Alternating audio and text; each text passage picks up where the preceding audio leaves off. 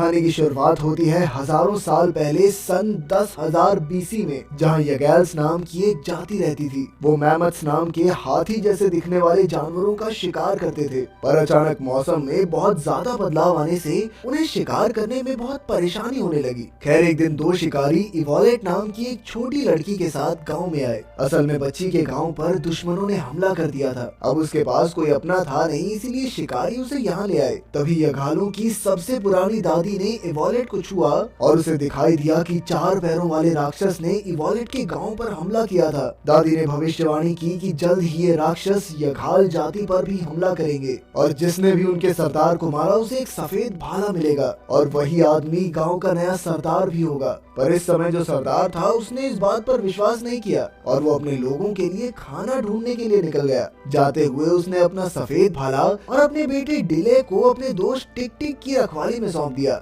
अगली सुबह जब सरदार के जाने की खबर फैली तो सबने उसे कायर कहकर बेचारे दिले को बहुत परेशान किया। जल्द ही दिले अकेला पड़ गया और फिर उसकी दोस्ती इवोलेट से हुई। इस घटना के कई साल बाद दिले और इवोलेट एक दूसरे से प्यार करने लगे थे। एक दिन दादी ने ऐलान किया कि इवोलेट की शादी कैरन नाम के एक योद्धा से होगी, क्योंकि वो वहाँ का सबसे बेहतरीन योद्धा था। खैर बाद में इवोलेट ने दिले से भाग चलने को कहा, लेकिन वो वहीं रुककर अपने लोगों की रक्षा करना चाहता था। तभी अचानक बाकू नाम के एक लड़के ने खबर दी कि बहुत सारे मैमथ आ रहे हैं और सभी लोग तुरंत शिकार के लिए तैयार हो गए। काफी संघर्ष के बाद उन्होंने एक मैमथ को पकड़ लिया, पर अचानक वो भाग निकला। दिले तुरंत ही उसके पीछे दौड़ा और मैमथ एकदम दिले पर हमला करने के लिए आगे बढ़ा, लेकिन इत्तेफाक से वो जमीन पर गड़े हुए भाले से टकराकर वहीं ढेर हो गया। थोड़ी देर बाद सभी शिकारी दौड़कर आए और सबको लगा कि दिले ने उसका शिकार किया है। आखिरकार दादी ने उसे सफेद भाला देकर गांव का नया सरदार बना दिया। चारों ओर जश्न मनाया जा रहा था, लेकिन दिले खुश नहीं था, क्योंकि अंदर ही अंदर वो जानता था कि उसने मैमथ का शिकार नहीं किया।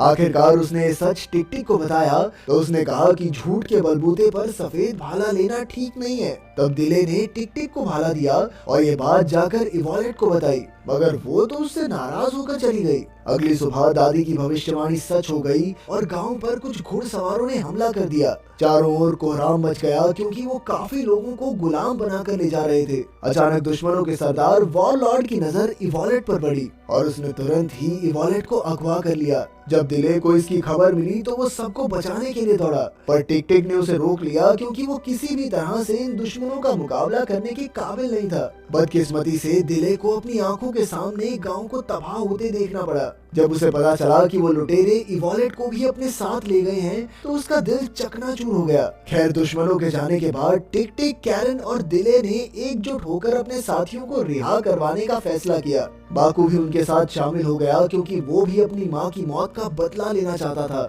जल्द ही वो अपने मिशन पर निकल पड़े, जहाँ रास्ते में उन्हें इवोलेट के नेकलेस के टुकड़े मिले, जिससे वो समझ गए कि वो बिल्कुल सही रास्ते पर हैं। चलते चलते वो एक घने जंगल में पहुँचे जो खतरनाक जानवरों से भरा हुआ था। उनके दुश्मन भी इसी जंगल में फंसे हुए थे और अचानक एक खूंखार पक्षी ने दुश्मन राक्षस पर हमला कर दिया। तब दिले छिपते छिपाते उनके अड्डे तक आ पहुंचा। उसने देखा कि वन आय नाम का एक राक्षस इवोलेट का नाजायज फायदा उठाने की कोशिश कर रहा था, तो उसने तुरंत ही राक्षस पर वार करके उसे बेहोश कर दिया। फिर उसने इवोलेट को आजाद किया और जंगल की ओर भागा, जहां वो अपने साथियों से मिला। पर बदकिस्मती से कुछ राक्षसों को उनके वहां होने की भनक लग गई और उन्होंने कैरन को पकड़ लिया। तभी खूंखार पक्षी भी उनके पीछे पड़ गए और इसी भगदड़ में टिक टिक बुरी तरह जख्मी हो गया। तब दिले पक्षियों को अपने पीछे लगाकर जंगल के बीचों बीच ले आया और उसने एक एक करके उन्हें मार डाला। पर जब तक वो अपने साथियों के पास लौटा तब तक दुश्मनों ने बाकू और इवोलेट को बंदी बना लिया था।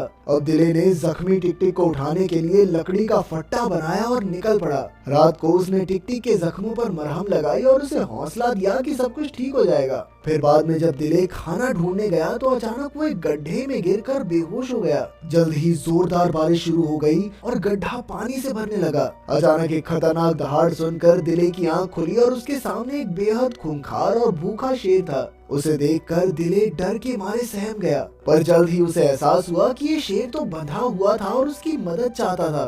फिर दिले डरते डरते आगे बढ़ा और उसने शेर को रिहा कर दिया। शेर ने करीब आकर दिले को सूंघा और तुरंत बाहर भाग गया। आखिरकार दिले भी जैसे तैसे बाहर निकलकर टिक टिक के पास पहुंचा। अब टिक टिक की हालत पहले से बेहतर थी और उसने बताया कि उसने दूर से हमले की आवाज सुनी थी। फिर वो दोनों जांच के लिए आगे बढ़े और एक तबाह हो चुके गांव तक पहुंचे। वहां उन्हें ढेर सारा खाना दिखा तो वो तुरंत उस पर टूट पड़े, पर अचानक किसी दूसरी जाति के लोगों ने उन पर हमला कर दिया। जब वो चारों ओर से घिर गए तो न जाने कहां से वही शेर अपने तीखे दांत दिखाता हुआ बाहर आ गया। उसे देखकर सभी सहम गए, पर वो चुपचाप दिले के पास आकर खड़ा हो गया। ये देखकर सभी हैरान रह गए और दिले को एहसास हुआ कि उसकी अच्छाई के बदले ये शेर उसकी रक्षा करने आया था। आखिरकार शेर के जाने के बाद दूसरी जाति के लोगों ने अपने हथियार नीचे कर दिए और उनके सरदार नाकुडू ने दिले और टिक टिक को खाना खिलाया। फिर उसने बताया कि दिले के पिता इस गांव से गुजरे थे, लेकिन फिर थोड़ी ही दूर उन्हें राक्षसों ने मार डाला। बाद में नाकुडू ने उन्हें पुरानी पेंटिंग्स दिखाई जिसमें ये भविष्यवाणी थी कि एक योद्धा उनकी रक्षा करने आएगा जिसके अंदर शेरों से बातें करने की काबिलियत होगी। उनके हिसाब से तो ये साफ हो चुका था कि ये आदमी दिले ही है। इसीलिए नाकुडू ने सभी जातियों को संदेश भिजवा दिया, क्योंकि अब वो सबके साथ मिलकर दुश्मन राक्षसों पर हमला करना चाहता था।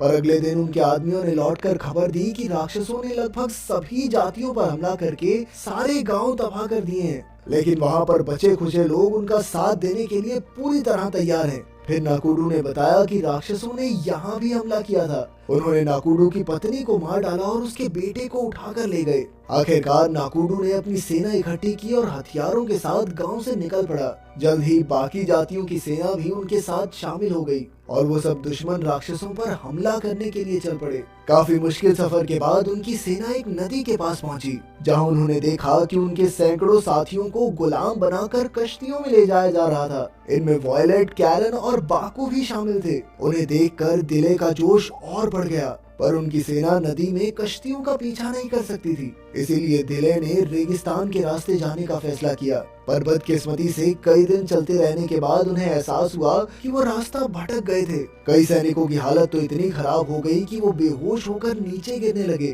पर उनकी सेना ने हार नहीं मानी और दिन रात लगातार चलते रहे। आखिरकार उनकी मेहनत रंग लाई और वो एक आधुनिक जगह पर पहुंचे जिसे भगवान का पहाड़ भी कहा जाता था। तब उन्हें पता चला कि उनके साथियों को गुलाम बनाकर यहाँ लाया जाता था और उनसे पिरामिड्स बनाने की मजदूरी करवाई जाती। इस जगह पर ऑलमाइटी नाम के खूंखार आदमी का राज था, जिसे हर कोई भगवान मानकर उससे डरता था। खैर उस रात दिले और नाकुडू छिपते छिपाते गुलामों के पिंजरों तक पहुंच गए। उनका प्लान था कि वो अपने सभी साथियों को इकट्ठा करके अपने दुश्मनों के खिलाफ जंग छेड़ेंगे। नाकुडू आखिरकार अपने बेटे से मिलकर बेहद खुश था, पर दिले को पता चला कि वॉयलेट को अलग बिल्डिंग में कैद किया गया था। अब दिले ने उसके पास जाने का फैसला किया, पर अचानक एक गुलाम ने कहा कि दिले की जल्दबाजी उन सबको मुसीबत में डाल देगी। तभी नाकुडू ने सामने आकर कहा कि दिले के पास शेरों से बात करने का वरदान है, इसीलिए सिर्फ वही उन सबको वहां से आजाद करवा सकता है। फिर एक अंधा गुलाम उठा और उसने बताया कि ऑलमाइटी को सिर्फ वही मार सकेगा जिसके शरीर पर शिकारी का निशान होगा। तभी अचानक उन्हें गार्ड्स के आने की आवाज सुनाई दी, तो नाकुडू और दिले वहां से भाग निकले, पर जल्द ही गार्ड्स उनके पीछे रेगिस्तान तक आ पहुंचे। मगर ऐन वक्त पर टिक टिक ने आकर सभी गार्ड्स को मौत के घाट उतार दिया, लेकिन आखिर में वो एक गहरी चोट की वजह से खुद भी मर गया। उधर रात को वॉरलॉर्ड ने इवॉलेट का फायदा उठाने की कोशिश की, पर तभी ऑलमाइटी के गार्ड्स ने उसे गिरफ्तार कर लिया, क्योंकि उसने बिना इजाजत के किसी गुलाम पर हक जमाया था। अचानक एक पंडित ने इवॉलेट के हाथ के घाव देखे तो उसके हाथ पर शिकारी का निशान था। वो देखते ही उस पुरोहित के होश उड़ गए। उधर दिले टिक टिक के मौत के सपने से बाहर आया और उसने सफेद भाला लेकर अपनी जिम्मेदारी संभाली। फिर उसने बचे हुए साथियों को इकट्ठा करके सेना बनाई और शहर की ओर चल पड़ा। अगली सुबह उसके साथी गुलामों के साथ मिल गए और हमले की तैयारी करने लगे। दिले कैरन से मिला और उन्होंने आगे का प्लान बनाया और प्लान के मुताबिक उन्होंने विशालकाय मैमथ्स को रिहा कर दिया। ऐसा करते ही चारों ओर अफरा तफरी मच गई और फिर तुरंत ही दिले की सेना ने दुश्मनों पर हमला बोल दिया। इसमें कई गार्ड्स मारे गए और दिले की सेना से भी कैरन और कुछ साथियों की मौत हो गई।